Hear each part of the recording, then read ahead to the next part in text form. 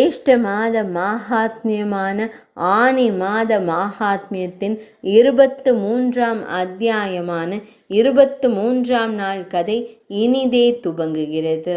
ஜேஷ்ட மாத மகாத்மியத்தில் இந்த அத்தியாயத்தில் ஸ்கந்தன் ரிஷி முனிவர்களை கண்டு கூறினார். ரிஷி முனிவர்களே என்று கூறத் தொடங்கினார். வேதவியாசர் யுதிஷ்டிர மன்னரிடம், அரசே, இப்போது நாம் சிறந்த பெண்ணின் பெரும் செல்வத்தை விவரிப்போம்.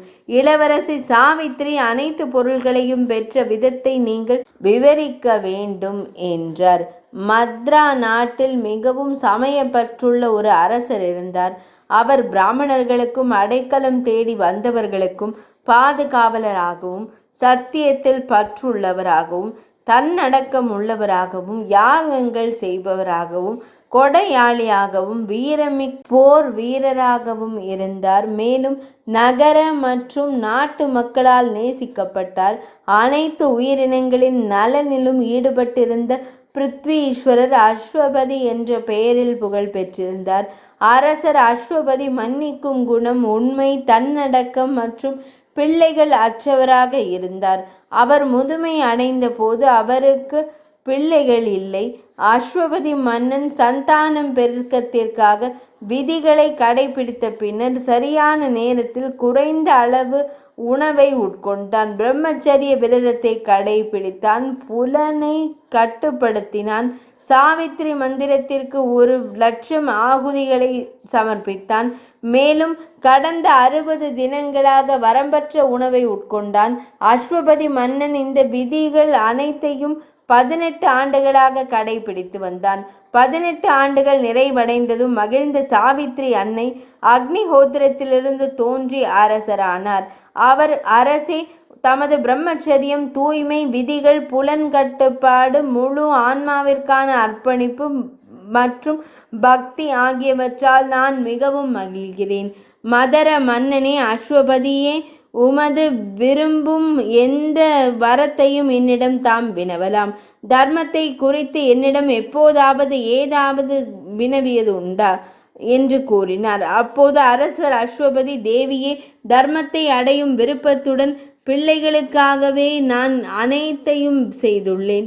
என் குடும்பத்தை தூய்மைப்படுத்தும் பல மகன்களை எனக்கு அருள வேண்டும். தேவியே, என் மீது தமக்கு விருப்பமில்லை என்றால் இதுவே நான் தம்மிடம் வேண்டும் ஒரே விருப்பம். தேவியே, பிள்ளைகளை பெறுவதே உயர்ந்த புண்ணியம் என்று பிராமணர்கள் என்னிடம் கூறியுள்ளனர் என்றார்.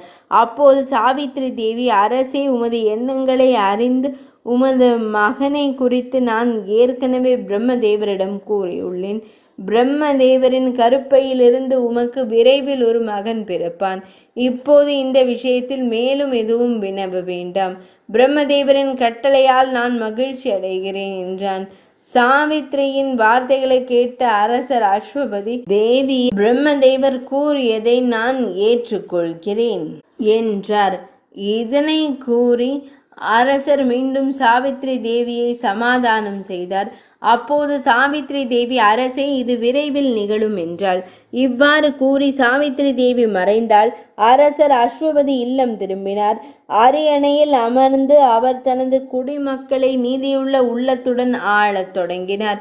சிறிது காலத்திற்கு பின்னர் அரசர் அஸ்வபதியின் மனைவி விரதம் இருந்தபோது கருவுற்றார். சுக்லபக்ஷத்தில் வளர்பிறை வானில் பிரகாசமான நிலவை போல அவரது கருப்பையை வளரத் தொடங்கியது. பிரசவ நேரம் வந்த பொழுது ராணியின் கருப்பையிலிருந்து தாமரை விழிகள் உடைய ஒரு பெண் பிறந்தாள். சாவித்திரி தேவியின் குரு பக்தியிலிருந்து அவளது உடலில் இருந்து பிறந்த அந்த பெண்ணுக்கு அரசர் அஸ்வபதி 1,00,000 யாகங்களை செய்து அனைத்து சடங்குகளையும் செய்தார். எனவே பிராமணர்கள் அரசர் அஸ்வபதியை கௌரவிக்கும் விதமாக அவளுக்கு சாவித்ரி என்று பெயரிட்டனர். அந்த இளவரசி மனித உருவில் லக்ஷ்மியை போல வளரத் தொடங்கினாள்.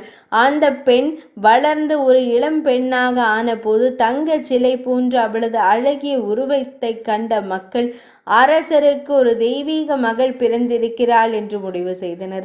தாமரை இதழ்கள் போன்ற விழிகளுடனும் எரியும் நெருப்பை போல ஒளி வீசும் அந்த பெண்ணின் பிரகாசத்தை கண்டு யாரும் அவளை திருமணம் செய்ய முடியவில்லை. அதன் பின்னர் அந்த பெண் விரதமிருந்து தன் தலையை சுத்தம் செய்து கொண்டு தெய்வத்திடம் சென்று சடங்குகளின்படி நெருப்பில் அபிஷேகம் செய்தாள். அவள் பிராமணர்களை கொண்டு சொற்பொழிவாற்றச் செய்து மகிழ்ச்சியான இதயத்துடன் அந்த மகான்களை வணங்கினார். அதன் பின்னர் லக்ஷ்மி தேவியைப் போல பேரழகியாக இருந்த அந்த இளவரசி தன் தந்தையிடம் சென்று அவரது பாதங்களை வணங்கி நடந்தவை அனைத்தையும் அவரிடம் கூறினாள்.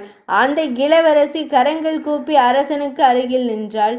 இளமையிலேயே தேவதையின் வடிவம் கொண்ட தன் மகளை கண்ட அரசன் தன்னை யாரும் விரும்பாத ஒரு பெண்ணின் நிலையை எண்ணி மிகவும் வருத்தம் கொண்டான். அவன் தன் மகளிடம், உன்னை யாரும் விரும்புவதில்லை, எனவே உன்னுடைய குணங்களுக்கு ஏற்ற ஒரு கணவனை நீயே தேட வேண்டும். அப்படி புகழ்பெற்ற யாராவது இருந்தால் என்னிடம் கூறுவாய். சிந்தித்த பின்னர் நாங்கள் அதனை உனக்கு தருகிறோம். நீ விரும்பும் வகையான கணவனை நீ திருமணம் செய்து கொள்ளலாம் என்று கூறினார். ஜேஷ்ட மாத மாஹாத்மியம் என்று அழைக்கப்படும் ஆனி மாத மாஹாத்மியத்தின் 23ஆம் அத்தியாயமான 23ஆம் நாள் கதை இனிதே நிறைவடைந்தது.